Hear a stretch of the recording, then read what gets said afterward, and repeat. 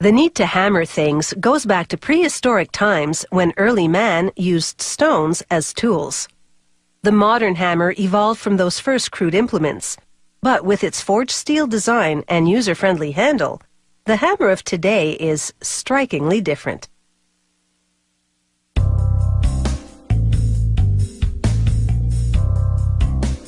No one-hit wonder, the modern hammer is made to endure.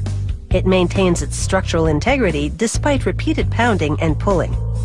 It starts with a thick steel bar. An automated system loads it into an induction furnace set at over 1,000 degrees Celsius. The fierce heat makes the steel malleable. This forge hammer pounds the hot steel into a series of hammer-shaped impressions. Then it's into a punch cutter, which trims the ragged edges of the forged steel. The cutoffs go into a bin for recycling. A worker sandwiches the newly trimmed piece in a press that fine-tunes the shape. The hammers cool down on this revolving rack. Then they load the hammers into a tumbler along with tiny bits of steel. So tiny they're hard to see, but their impact will be very noticeable.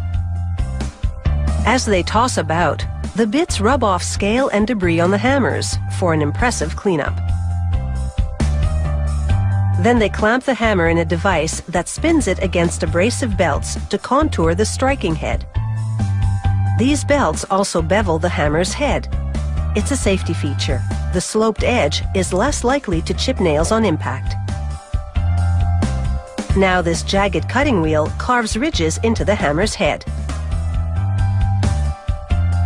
The device repositions the hammer so the wheel can cut it in a different direction to create a grid.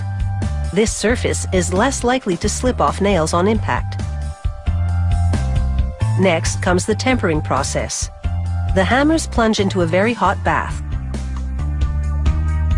Then they dip them in quenching oil, which cools the metal so quickly it hardens. Now it's time for another polish. This one makes the steel gleam. It's the finishing touch. Next, they assemble leather rings in a tray, 25 to each one. They place plastic rings at each end to break up the look, then buttress it with a pronged metal disc. They slide the tray into a compartment and insert the end of the hammer in the rings.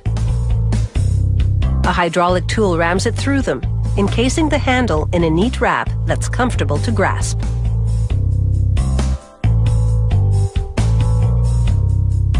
They secure the end of the hammer in a clamp, and then a spinning tool flattens the prongs that protrude from the metal plate, riveting it to the leather wrap.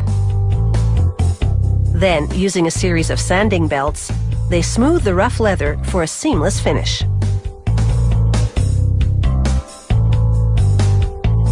This is a tank of heavy lacquer in which they immerse the hammers repeatedly. When it dries, the lacquer will give the leather wrap a tough, sleek finish, and the leather will look like one textured piece instead of many.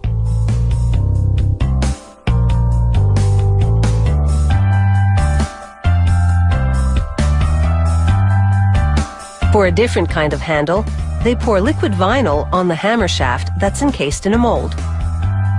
The vinyl adheres to the hammer as it hardens. The mold leaves a dimpling impression that will make the hammer easier to grip. They grind off the hardened vinyl spillover and contour the handle. These handles are preferred by some tradesmen because the vinyl is an anti-shock material. They stamp the model number onto it. Paint guns mist the steel with lacquer for a little rust proofing. The hammers then travel through an oven, which cures the lacquer.